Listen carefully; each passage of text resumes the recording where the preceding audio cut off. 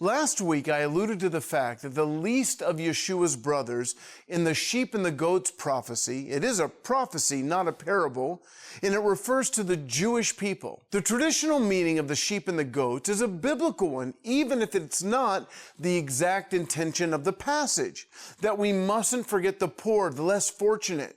But if you look at it in context, it is one of those powerful end-time prophecies connected to Israel. When the Son of Man comes in his glory and all the angels with him, he will sit on his glorious throne. All the nations will be gathered before him, and he will separate the people one from another as a shepherd separates the sheep from the goats. He will put the sheep on his right and the goats on his left. The eternal destiny of the sheep and the goats is decided in this passage, which takes place after Yeshua returns. So they can't be believers. We have this great promise that, quote, we will all be changed in the twinkling of an eye at the last trumpet. So who are these who make up the sheep and the goats? According to Zechariah, they will be survivors of the judgment that comes on the nations at the second coming of Yeshua. Then the survivors from all the nations that have attacked Jerusalem will go up year after year to worship the King, the Lord Almighty, and to celebrate the Feast of Tabernacles. Not only will there be survivors, but they will come to Jerusalem to celebrate the Feast of Sukkot, Tabernacles.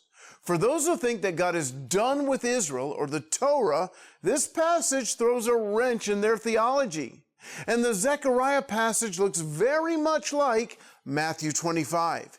He's sitting on his throne, obviously in Jerusalem, as he's just returned to the Mount of Olives. All the nations are gathered before him. It could be possible that this gathering takes place just after the second coming, and it's the inaugural Feast of Tabernacles in the millennial kingdom. Now, he separates the people, not each nation, but the people of each nation, meaning there could be folks from Norway or Egypt who end up on the sheep side and others on the goat side. And then the King Messiah judges survivors of the second coming based on specific criteria. How did you treat my brothers? And the king will answer them, I tell you the truth, just as you did it for one of the least of these brothers and sisters of mine, you did it for me. He pictures his brothers and sisters as those who are hungry, thirsty, outcast, imprisoned, and sick. Now, what group of people has been constantly persecuted since their beginning? What nation could be classified as the brothers and sisters of Yeshua? What people has been the plague of the nations, hated throughout history? Obviously, Israel. Certainly a naked, homeless, or imprisoned Jewish person sounds an awful lot like Nazi Germany, the Crusades, or the Inquisition. Think of the context. Every nation is gathered against Jerusalem according to Zechariah. The Antichrist gathers the armies of the world in the valley of Har Megiddo, or Armageddon, in order to march on Jerusalem. Zechariah speaks of horrifying atrocities committed by these armies against the Jewish people.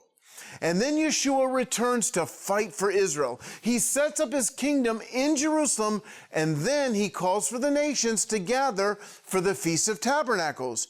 And he separates the peoples of those nations based on how they treated his brothers and sisters, the Jewish people. We can see in the world today how the nations unjustly and unreasonably judge Israel while turning a blind eye to the crimes of China, Iran, Syria, Russia, etc.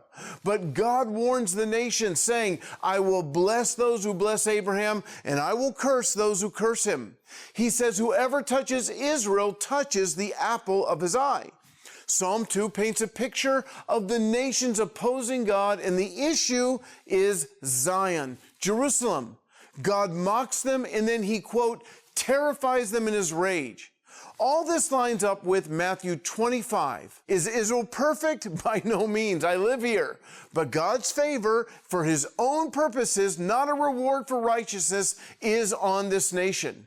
A good portion of the Bible, Old and New Covenant, is directed towards nations, saying, be careful how you treat Israel. While all nations will eventually turn against Israel, it doesn't mean that you have to. And that is my spiel.